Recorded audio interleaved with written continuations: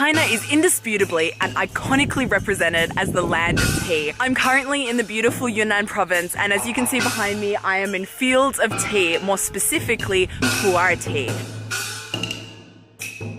Yunnan is famous for it. It's a tea that has almost 1,000 years of history. But there's a new player on the scene that's threatening to push Pu'er tea aside as a secondary export. And the answer might surprise you. It's coffee.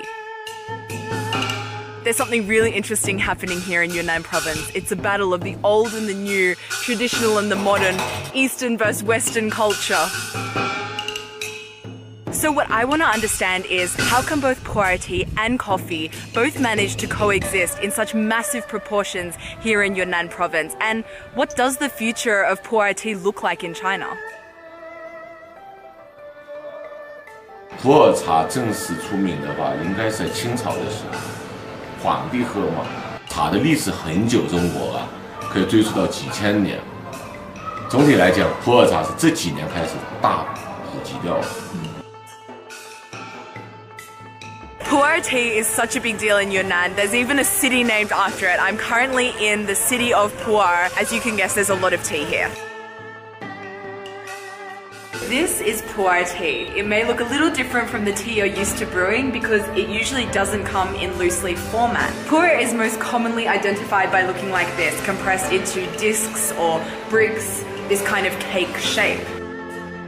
Traditionally, this was because by compressing the tea, it made it easier to transport and store. So when you're faced with a tea that looks like this, you might be asking yourself, how do I turn this into a beverage? So you're going to need a tool that looks like this. It's going to help you get in there and break off bits of the compressed tea. After that, add some water and you're good to go.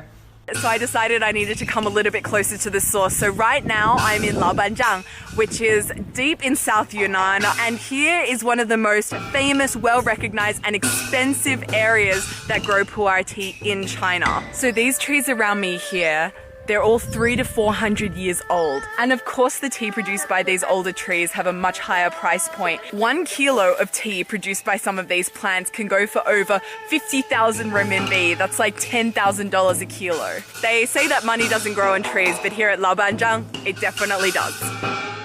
But that's nothing, because today I learned there's a tea tree that's over 3,200 years old here in Yunnan. You can only imagine how expensive tea from this tree can be. And I think the fact that there is such a demand for these crazy expensive Pu'er teas definitely says something about its popularity. 为什么普洱茶是你最喜欢喝的茶？普洱茶它的茶韵、茶气、体感，还有它带给我们女性一些就是美容养颜的，是非常非常值得女孩子和男孩子去老少皆宜的都可以去喝的一款。你吃完油腻的东西之后，可以喝一杯这个普洱茶，对，它其实是特别解油腻的，对，平时多喝一点其实也有好处的。So the things that make Yunnan such a great environment to grow tea also make it such a great environment to grow coffee. I'm in a very interesting environment right now. I'm currently standing in fields of Pu'er tea. But if I just shift my body this way, this is a coffee tree, and from here onwards, all the way behind me here, this is all coffee farms. So how has this coffee, a traditionally Western drink, only introduced to China not so long ago, managed to grow such a strong foothold in this region that's traditionally known for growing Pu'er tea? 咖啡作为云南咖啡豆是种得很早了，1940几年就有咖啡了。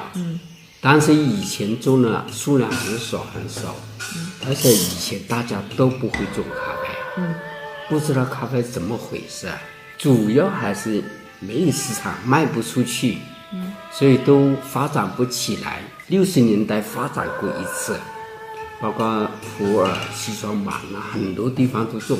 现在中国的市场慢慢也起来了，原来是大家都不懂咖啡，现在是喝咖啡人也慢慢多了。特别是年轻人。It may not have been loved when it was first introduced, but China has definitely developed a taste for coffee. I'm currently in Kunming, the capital of Yunnan province, which is famous for having a really thriving coffee culture. Before the 1990s, coffee was not a common beverage, but now pretty much all of the major Chinese cities have hip, modern, cool, funky cafes that you can find really decent coffee. 你觉得来这里的人喝咖啡比之前多吗？对，这个的话倒是挺多的，特别是云南这个地方的话，它从现在包括以前的话，以前喝咖啡的人比较少，但是现在熟知咖啡，然后会喝咖啡的人就会相对的更多一点。Here in this cafe, coffee beans are actually sourced from Yunnan in the Puer region.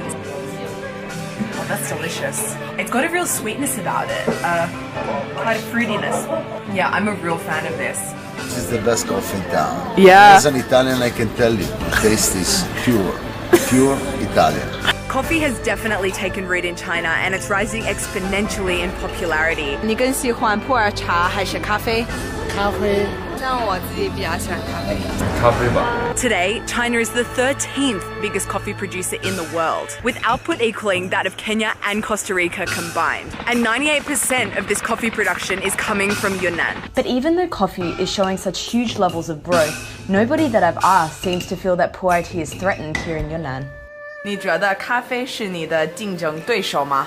不可能的，因为每种的文化都有他喜欢的人。茶有茶的文化，咖啡有咖啡的文化。咖啡在中国的历史，短短这20-30年吧，快速的那么多人在喝，一直在增长。但是茶在中国这几年年轻人喝的少，但这几年越来越多了，越来越普及。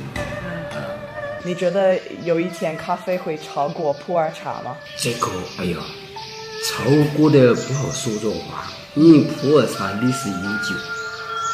而且咖啡跟茶叶它这两种做的性质不一样。茶叶是放的时间越长越好。咖啡不行，咖啡是新鲜的比老的好。There doesn't seem to be a conflict between tea and coffee here, at least nothing that anyone seems to be worried about. Now that I've come to Yunnan and experienced the tea culture here, I really am not scared that coffee is ever going to overtake tea, because here it's more than just a beverage, it's a culture, it's a way of welcoming people, it's a way that it brings people together. So while people in big cities may be drinking a bit of coffee, I don't see Pu'er Tea going anywhere anytime soon. So I guess for now and into the foreseeable future, these two beverages will be able to live in peace and harmony and just get along. Thanks for watching this video. Hope you found it interesting and stay tuned for next time. Bye guys.